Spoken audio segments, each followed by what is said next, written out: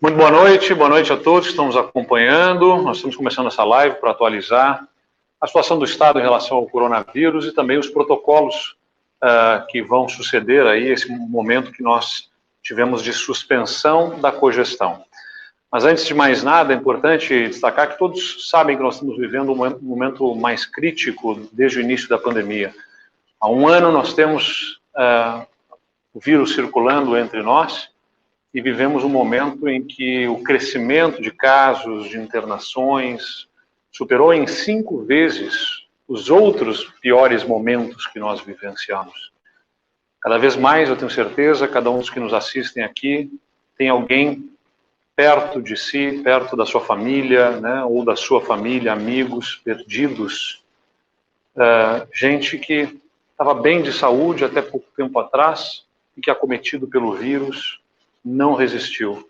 Hoje à tarde, por sinal, tivemos a confirmação da perda do prefeito de Encantado, Adroaldo Conzatti, uma figura política conhecida, um ser humano reconhecido e um gestor também elogiado e que não resistiu diante do coronavírus. E assim como o Conzatti, tantas famílias vendo amigos, parentes sendo levados por este vírus. Portanto, antes de mais nada, antes de virem os números, antes de virem os dados, as informações que são frios, eu peço a cada um que olhe para a sua volta e perceba que nós estamos num momento absolutamente excepcional, absolutamente fora do normal. E que efetivamente mude os seus hábitos, que mude o seu comportamento, que restrinja ao máximo a sua circulação. Eu vou insistir naquilo que tantas vezes eu já falei, é um vírus que circula com as pessoas. Ele só vai ser parado pela vacina. Porque a vacina vai dar ao sistema imunológico das pessoas capacidade de reação e vai parar o vírus.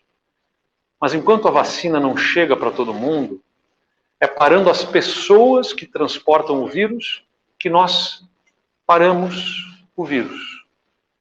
Hoje de tarde também, um dos nossos colaboradores do nosso gabinete de crise ainda usou uma expressão forte que dá a dimensão do que nós estamos vivendo. É como se tivesse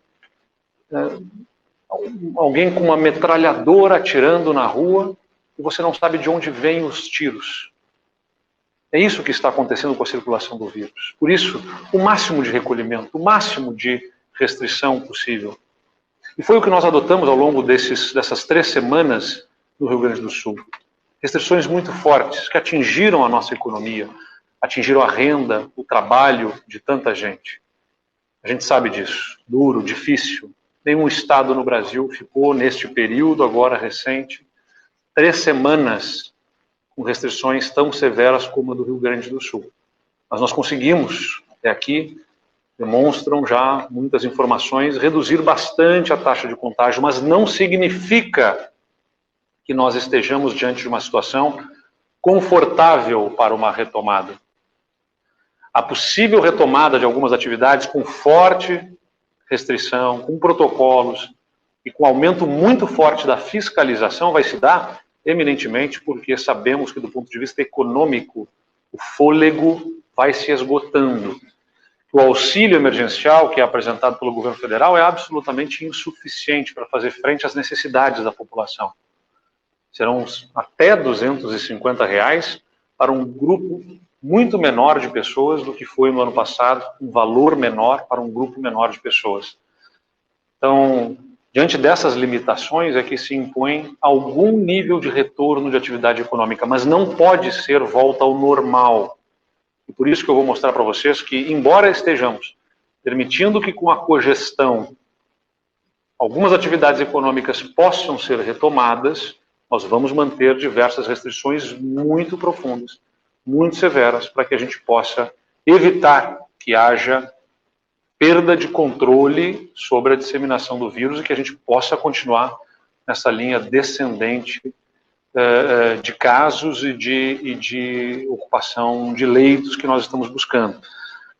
Nós temos atualmente no Rio Grande do Sul 780.186 casos, e a gente sabe, registrados, a gente sabe que o número é maior, É o que as pesquisas que fizemos, inclusive com a Universidade Federal de Pelotas, a EpiCovid, indicam. Provavelmente, um número de, talvez seja o dobro deste, de pessoas que efetivamente contraíram o vírus. Todas as 497 municípios, cidades foram acometidas e, infelizmente, são 16.507 mortes, que a gente lamenta profundamente. Eu quero inicialmente destacar alguns números sobre o estágio atual da pandemia. Por favor, Guilherme, vamos passar aqui sobre o comportamento recente das hospitalizações e o quadro clínico.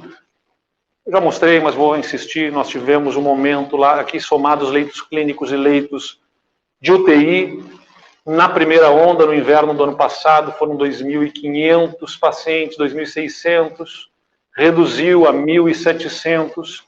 Em novembro, uma nova onda que chegou em meados de dezembro a 3.000 pacientes internados, reduziu ao longo de janeiro até o início de fevereiro, quando ao redor do dia 10 de fevereiro começou essa escalada que levou a 8.700 pacientes internados em leitos clínicos e em leitos de UTI.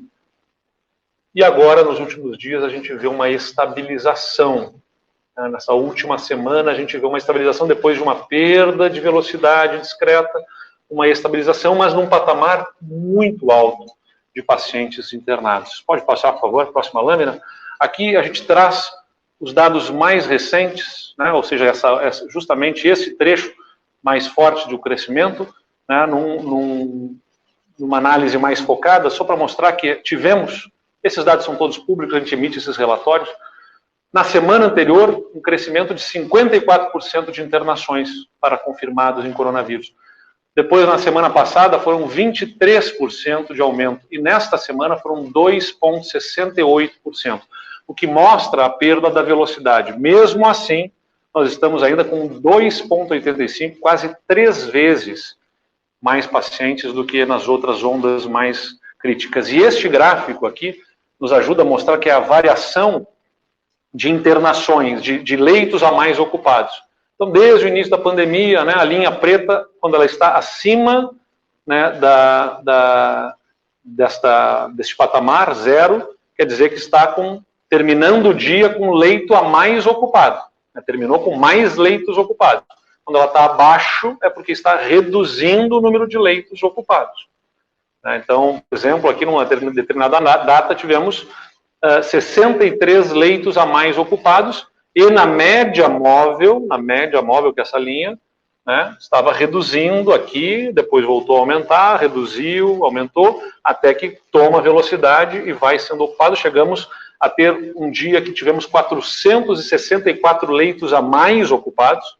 Então, entre altas, entre óbitos e novas internações, o dia terminou com 464 leitos a mais ocupados.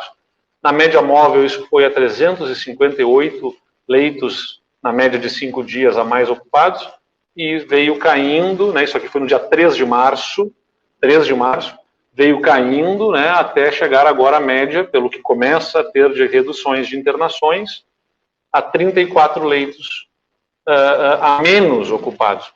Mas, como eu disse, num patamar tão alto como o que nós estamos, isto significa ainda que vai, como eu disse, uma estabilização e discreta queda, muito discreta queda. Aqui a gente está sobrepondo os dois gráficos, e só para mostrar que nas outras semanas, nos outros ciclos, entre o crescimento, né, o maior crescimento e o início da redução de leitos, né, seguiu crescendo por mais uma semana, depois foi por mais 3 semanas, e agora, desde que a gente teve o pico, ou seja, em que teve mais leitos ocupados no dia, foram 12 dias até começar a observar a efetiva redução que está aqui, que ainda é muito discreta, como eu disse, e dentro de um patamar alto de leitos ocupados.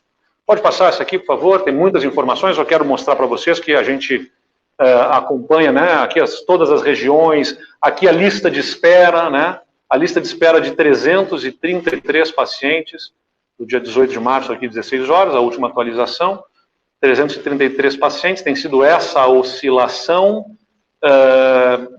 não tem aumentado, mas também não tem diminuído ainda a lista de espera.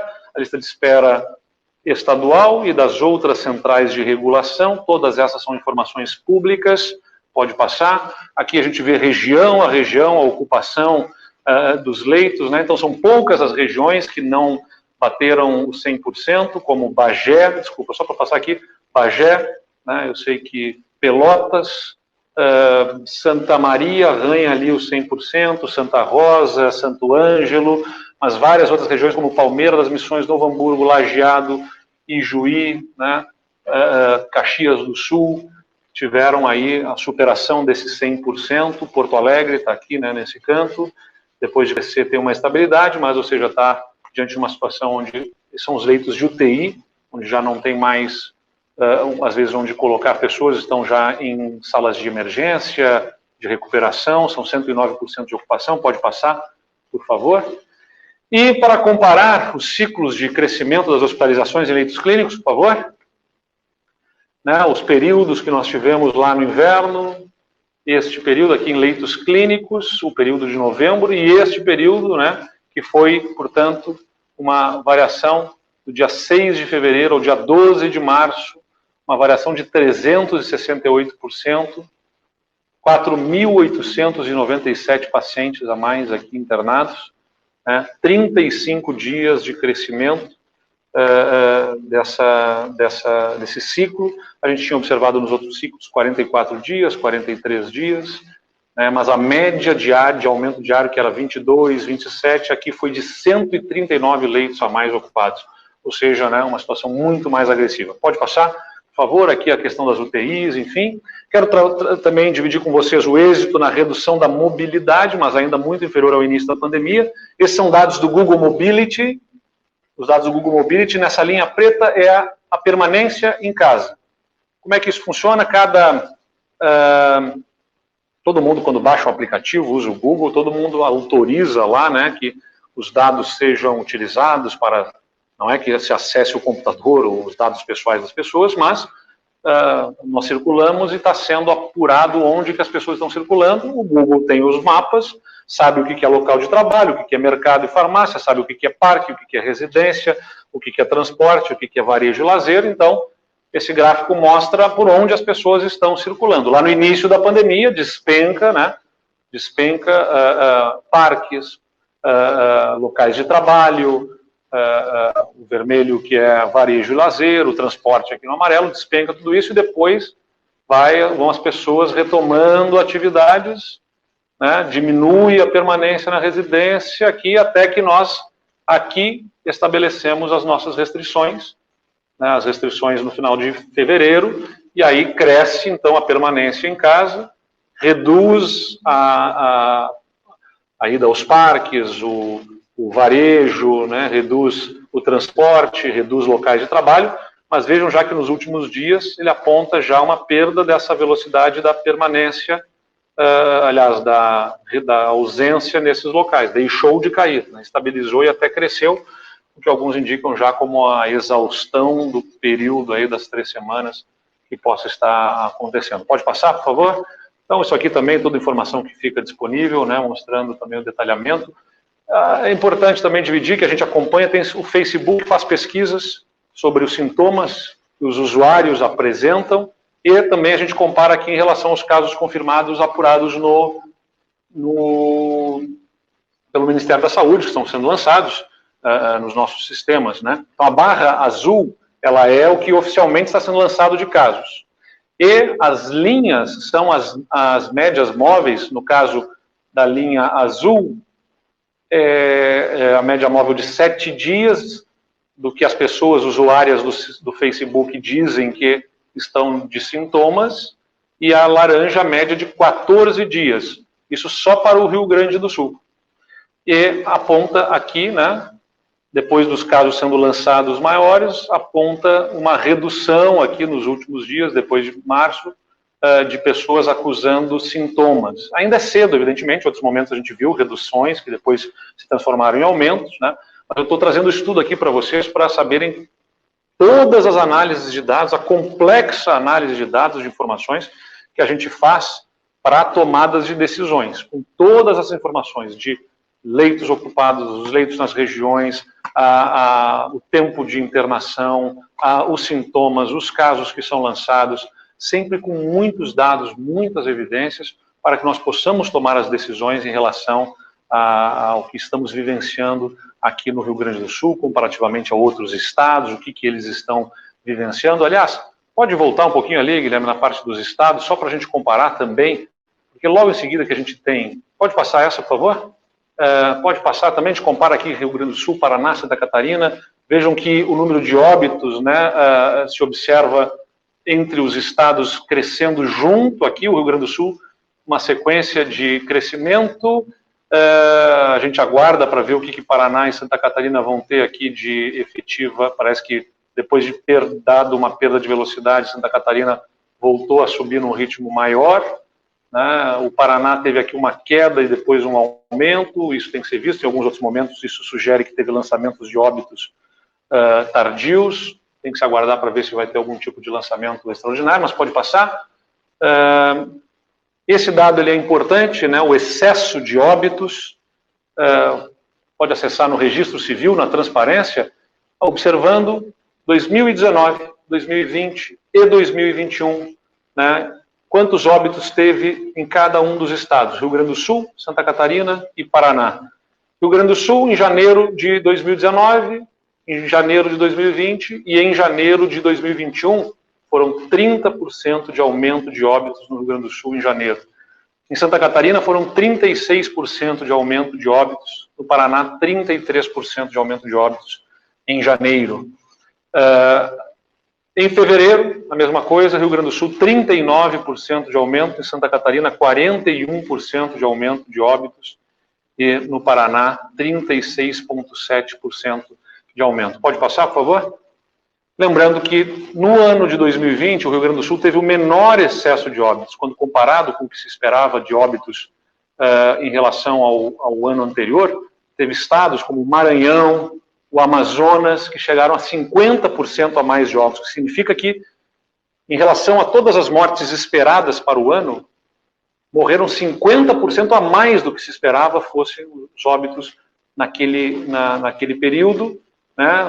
Boa parte dos estados ao redor dos 30%, a média brasileira foram 24%, 24% de óbitos a mais no Brasil no ano passado do que se esperava seriam os óbitos, pelo comportamento histórico, e o Rio Grande do Sul aqui com 6,7% de óbitos a mais no ano passado do que se esperava para os anos, inclusive com um desempenho melhor do que Santa Catarina e Paraná, que tiveram 12% e 13%. Pode passar, por favor?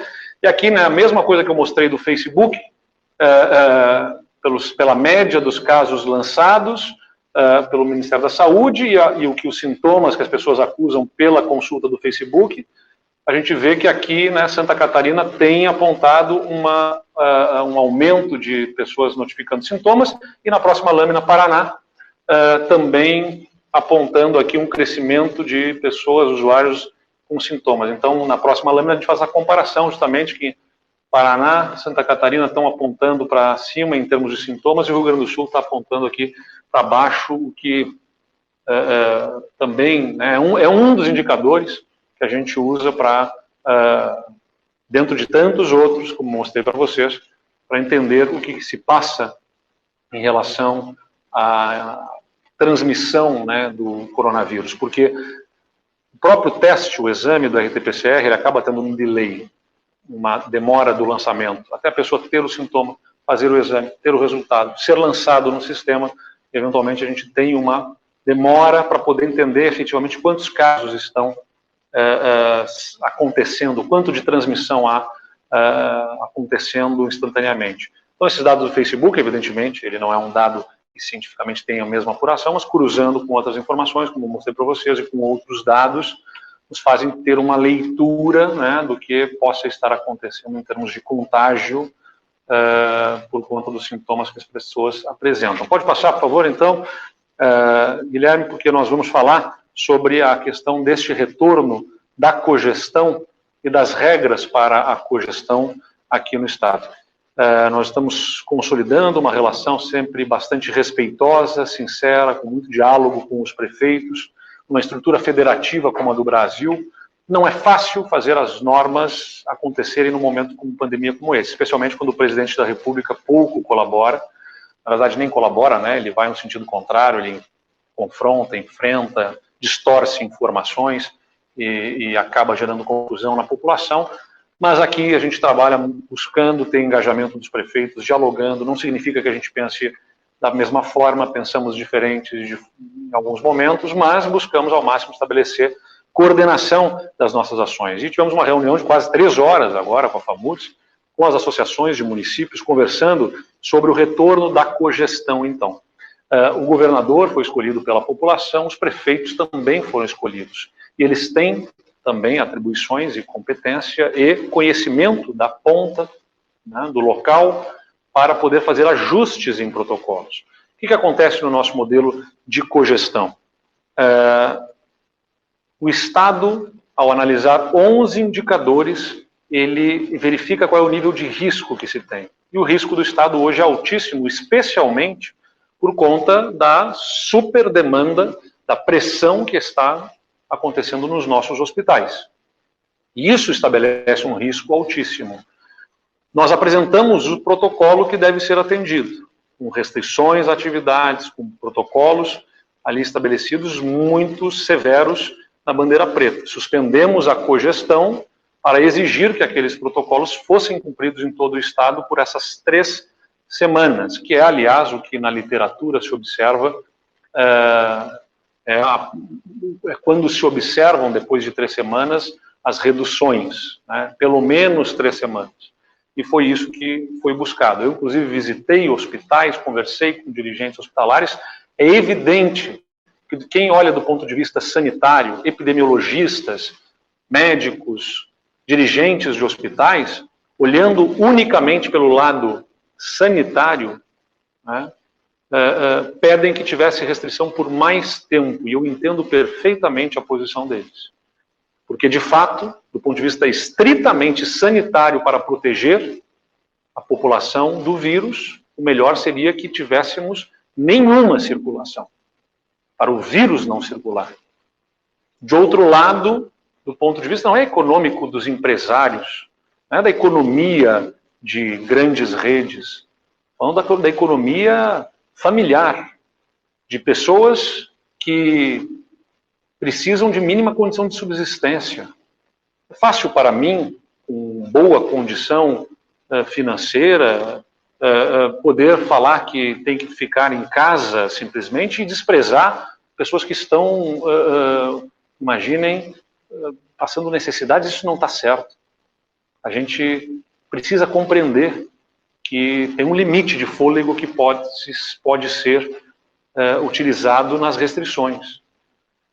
E, infelizmente, diante de um auxílio emergencial curto, de poucas medidas econômicas tomadas pelo governo federal, esse fôlego se exaure e nós precisamos dar mínima condição de trabalho, de geração de renda para a população que está mais acometida pelas restrições, com protocolos, com cuidados.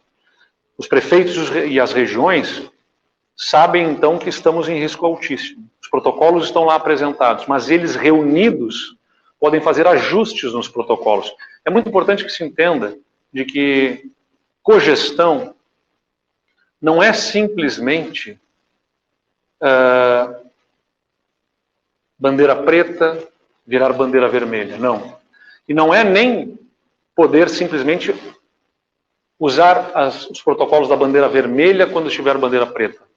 A cogestão significa que os protocolos da bandeira preta estão dados, mas que eles podem ser ajustados regionalmente pelos prefeitos diante de circunstâncias específicas da região.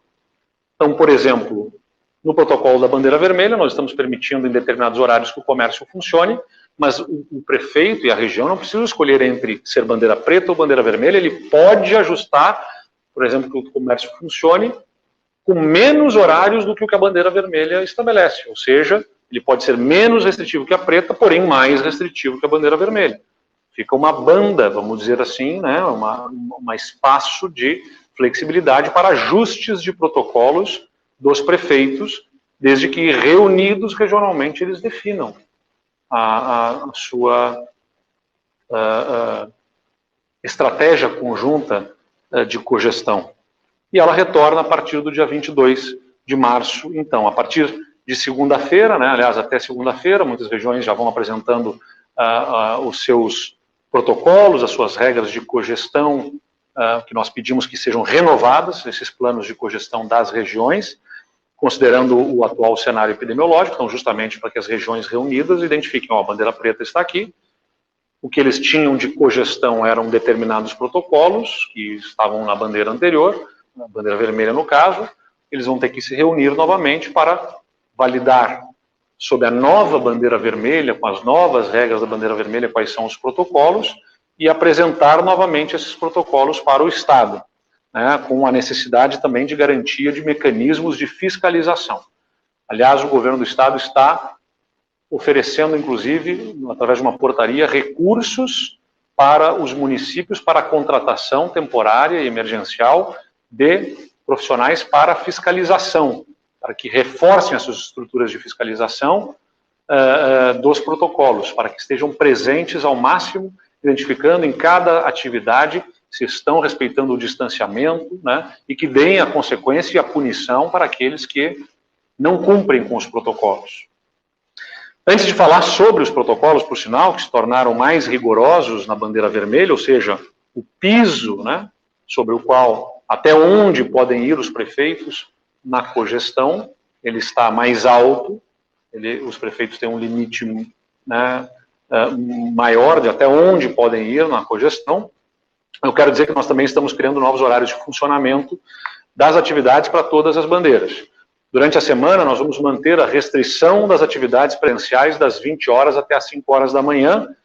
Os restaurantes e os similares podem ser, aqui tem um painel, os restaurantes e os similares podem até as 18 horas como limite. Então, o que a gente tem aqui estabelecido? Mercados, né, os horários que podem funcionar, até as 22 horas, os supermercados, né, até as 22 horas os supermercados, comércios e serviços essenciais podem funcionar até as 20 horas, né, depois das 20 horas restrito, apenas para delivery.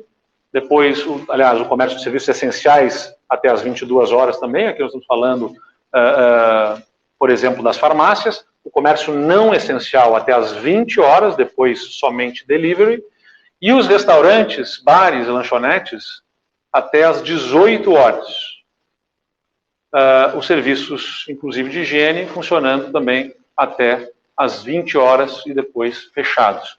Nos finais de semana e nos feriados, restrição de atividades presenciais durante todo o dia. Final de semana e feriado, né, porque nós temos o feriado da Páscoa, nós estendemos essa restrição que funciona à noite, a partir das 20 horas, para o dia todo, para não funcionar comércio não essencial, nem os restaurantes presencialmente, nem os serviços de higiene, como salões de beleza, durante o feriado, né, porque o nível de risco, como eu disse, ainda é elevado e nós precisamos reduzir a circulação ao máximo. Nós estamos fazendo essa medida porque sabemos que o fôlego financeiro, econômico é curto.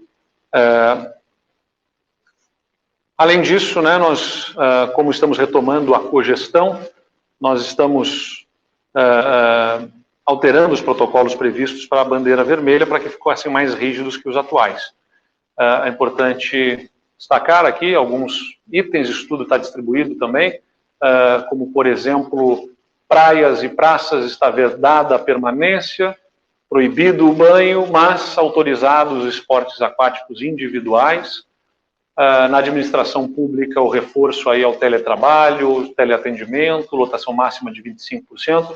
Permitimos as feiras livres, desde que as feiras de produtos alimentícios, desde que com distância de 3 metros, restaurante com no máximo 25% de lotação, máximo de 4 pessoas por mesa, não é momento de confraternizações, de juntar grupos, portanto, precisamos ter a limitação do número de pessoas.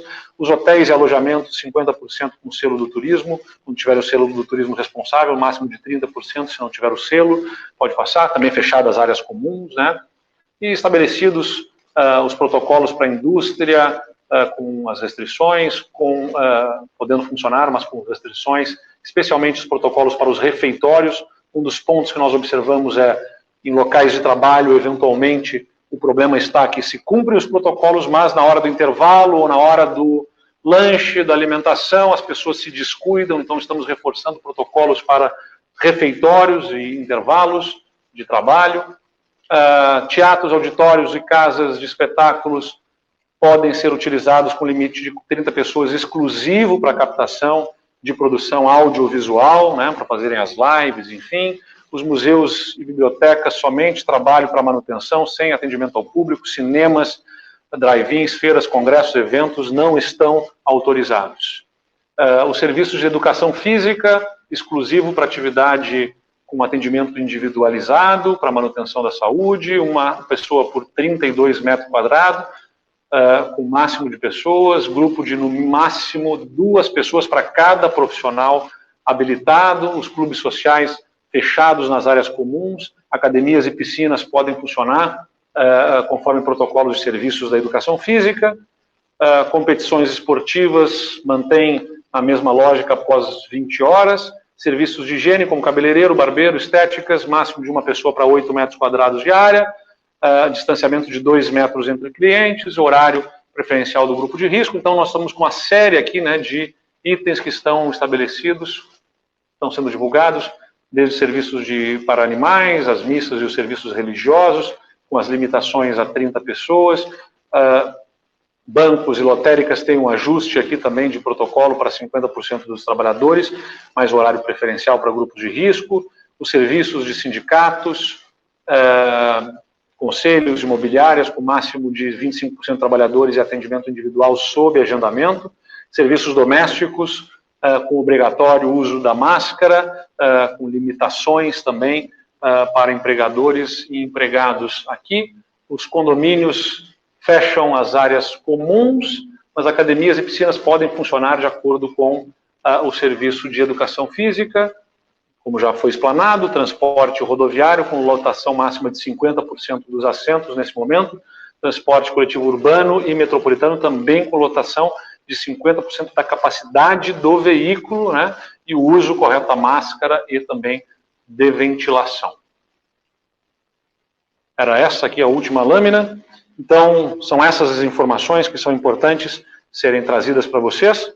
Eu quero destacar mais uma vez que as restrições, elas exigem fiscalização, evidentemente, por isso eu comuniquei hoje aos prefeitos, né, 2 ações importantes que são, primeiro, de que os recursos dos fundos com recursos do Estado repassa recursos para os municípios na área da saúde, em programas outros, diversos, programas que eventualmente não estejam sendo utilizados, estão liberados para serem utilizados no enfrentamento ao Covid, e inclusive prioritariamente para a contratação de pessoal de forma emergencial para fiscalização. A nossa recomendação para que as prefeituras formem forças-tarefa com estrutura robusta de fiscalização para garantir que esses protocolos sejam atendidos.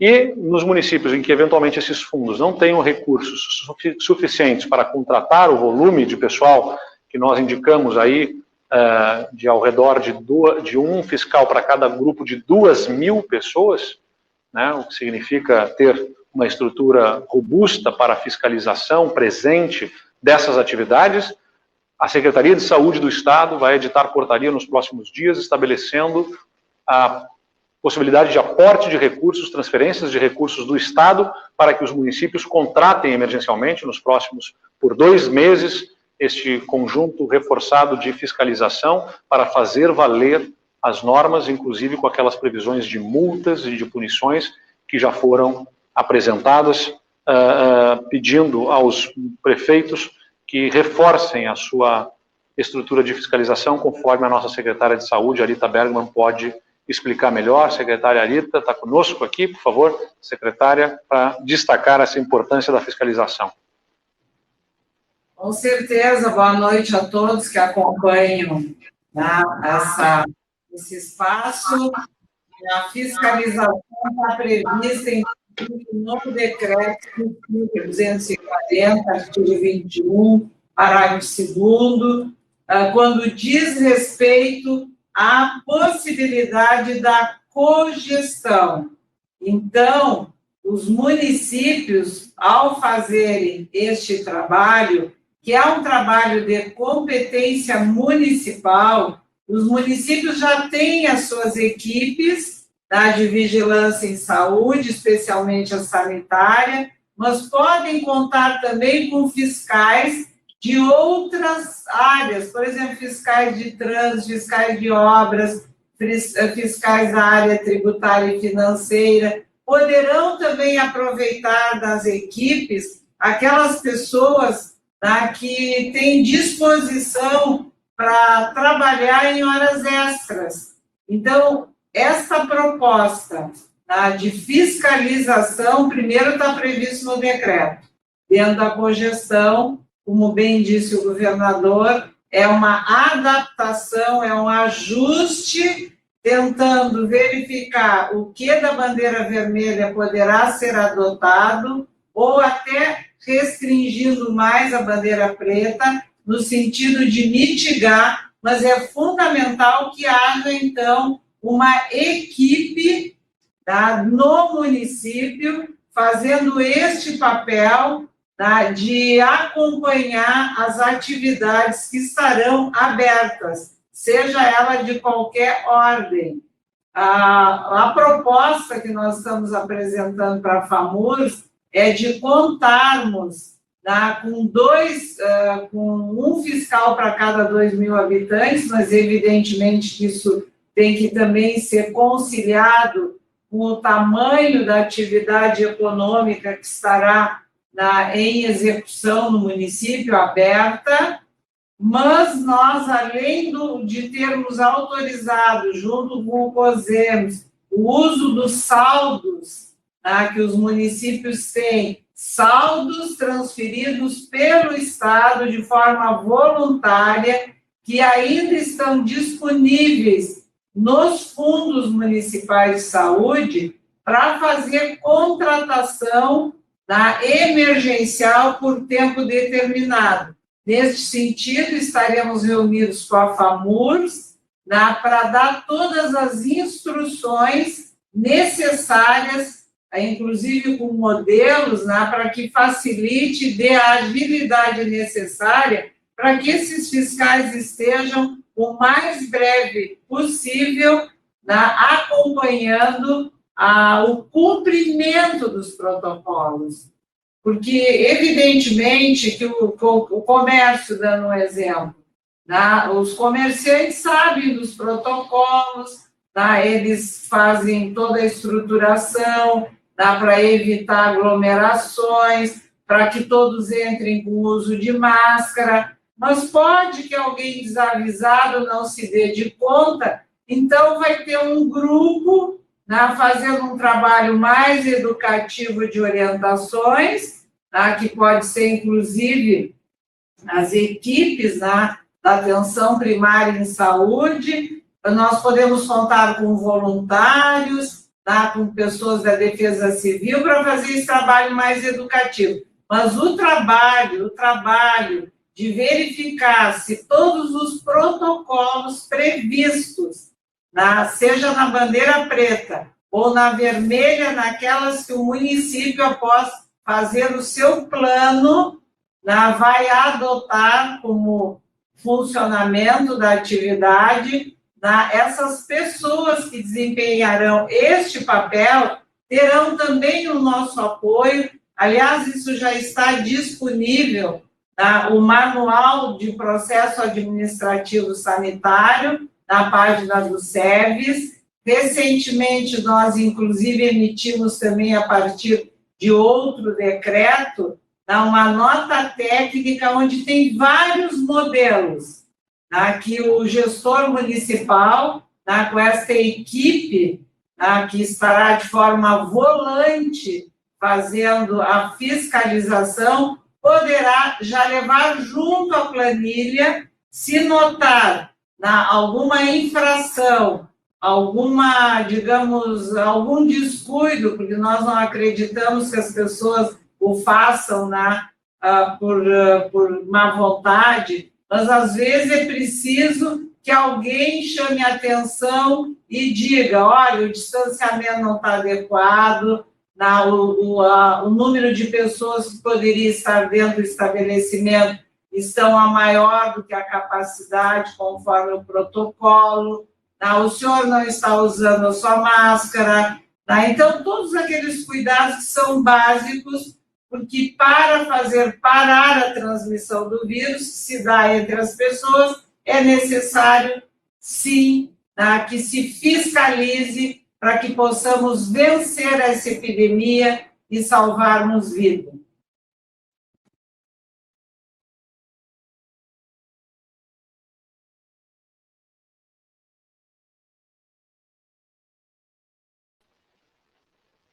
Como falou a nossa secretária, é de fato uma situação em que, infelizmente, quando o bom senso não impera, é preciso ter a punição, a advertência seguida de punição, se for o caso, na forma como nós estabelecemos no nosso decreto. Muito obrigado, secretária Rita, obrigado a toda a nossa equipe da Secretaria de Saúde, que está aí mobilizada nesse momento crítico para viabilizar os insumos, os medicamentos, mobilizado com outros estados, no momento crítico que a gente está vivendo no país. Tudo aquilo que aconteceu no Rio Grande do Sul, há cerca de 2, 3 semanas, essa escalada de casos, é o que está se observando no sudeste do Brasil, nesse momento, em São Paulo, no Rio de Janeiro, em Minas Gerais, que estão estabelecendo restrições bastante fortes, tanto quanto as nossas, nesse momento, para poder buscar evitar uma situação pior. Nós temos uma pergunta, que é do Paulo Egídio, da Zero Hora, que pergunta: o prefeito de Porto Alegre, Sebastião Melo, reclama que os protocolos do retorno da cogestão foram definidos unilateralmente pelo governo do Estado e que a cogestão pode não retornar imediatamente na segunda-feira, porque será necessário apresentar um novo termo a ser pactuado com todos os municípios das regiões. Na sua avaliação, há prazo adequado para que todas as regiões formalizem a retomada da cogestão na segunda-feira? Bom, em primeiro lugar, acho que há um grande equívoco aqui do prefeito Sebastião Melo, com todo o respeito que me merece, mas, em primeiro lugar, houve discussão. Estamos discutindo, falando com os prefeitos permanentemente. Ontem ainda fizemos uma reunião com os prefeitos da Grampal, aliás, que tem a participação do prefeito da capital, que apresentaram proposta de protocolos muito semelhantes ao que nós estamos fazendo aqui agora, apresentando neste momento dos protocolos com algumas restrições. Desejavam que tivessem o final de semana liberado, nós estamos restringindo os finais de semana nesse momento. Então, a cogestão é, como eu disse, a oportunidade para que os prefeitos definam, ajustem os seus protocolos. Não podemos ser menos rigorosos do que o protocolo da bandeira vermelha, porque, como eu disse, do ponto de vista dos indicadores sanitários, o ideal seria que permanecêssemos por mais tempo e com mais restrições mais fortes.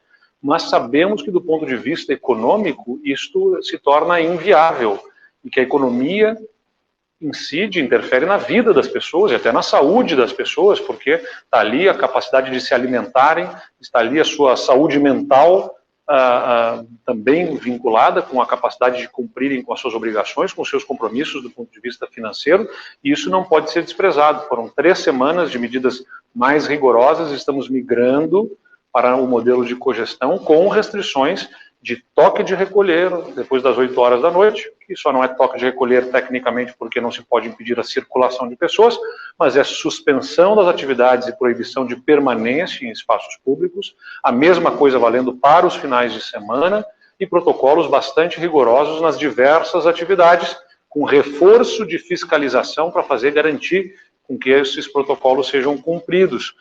E os municípios reunidos precisam renovar os seus planos de gestão, de cogestão. Isso se faz com rapidez. Aliás, muitos já estão apresentando os seus planos de cogestão, porque as regras já estão aqui estabelecidas, já estão todas publicizadas, ainda não se consubstanciaram num decreto, mas estão já apresentadas publicamente, para que as regiões possam, então, deliberar quais são os ajustes que elas farão no protocolo sob a bandeira preta nas suas regiões, ou se preferem não fazer ajuste nenhum e vão cumprir a bandeira preta, o que é uma decisão da região também, à luz da situação que estiver enfrentando, né, conjuntamente, né, eventualmente a região pode decidir que vai cumprir os protocolos da bandeira preta com o maior fechamento, ou eventualmente vai fazer algum ajuste permitindo algum tipo de atividade. Isto é a cogestão, é dar espaço, o governo orienta, ele apresenta diretrizes, dá o espaço para a gestão e os prefeitos reunidos definem dentro daquele espaço de que forma que eles vão estabelecer as normas do ponto de vista específico, de acordo com a realidade econômica, de acordo com a realidade do seu município, de acordo com a realidade da situação sanitária também. O que eu não posso fazer como governador é me omitir ao ver que a situação, inclusive em Porto Alegre, é crítica, difícil, e deixar que ficasse qualquer protocolo, qualquer liberdade, quando a gente vê que a situação é muito difícil. Então a gente estabelece o piso, olha, daqui não pode descer os protocolos, é daqui para cima, né, que vão ter que estabelecer as restrições, para proteger a vida das pessoas, a saúde dos gaúchos, de todas as regiões, né, e também consciente de que precisam ter fonte de renda, dar algum espaço para obter a sua renda para si e para as suas famílias. As restrições de horários à noite, das 20 horas às 5 horas, vai se estender até o dia 4 de abril, é importante dizer. Ou seja, neste final de semana, que começa amanhã, a gente tem as regras que já estavam dadas no decreto vigente. No final de semana seguinte e no outro, que é quando se tem o feriado, nós teremos as restrições contando já no feriado. A sexta-feira da Páscoa já vai valer a restrição geral do final de semana, a restrição geral das atividades, para que o feriado não signifique uma oportunidade de aglomerações e de aumentos de casos. A sexta-feira já vai ter a restrição de geral de atividades, que seria só no final de semana, e o final de semana vai ter também essa restrição, até o domingo, quando então, para a segunda-feira, dia 5, estarão estabelecidas outras regras que nós vamos definir mais adiante, observando o comportamento da pandemia no nosso estado ao longo das próximas semanas. Era isso, eu agradeço a atenção de todos e na semana que vem a gente volta para falar de outras medidas que o governo está estruturando de apoio econômico a setores que estão mais atingidos, né? Nós sabemos que determinados setores, especialmente da gastronomia, está fortemente atingido e vai ainda ser atingido em função das restrições noturnas, e nós estamos estruturando medidas de apoio a este setor para mitigar os efeitos dessas restrições do ponto de vista econômico. Muito obrigado, uma boa noite a todos e, por favor, se cuidem, cuidem de si, cuidem da sua família, evitem aglomerações para evitar perdas que são evitáveis. A gente tem uma boa expectativa de que o final de março, início de abril, seja efetivamente de expansão do programa de vacinação e tenhamos, assim, a oportunidade de vacinar as pessoas que têm maior risco e assim protegê-las para que possamos aí sim dar passos mais seguros de retorno da atividade, de uma vida próxima do normal. Nesse momento, todo o cuidado possível, porque o vírus circula muito entre nós e a gente precisa da ajuda de cada um. Muito obrigado, uma boa noite.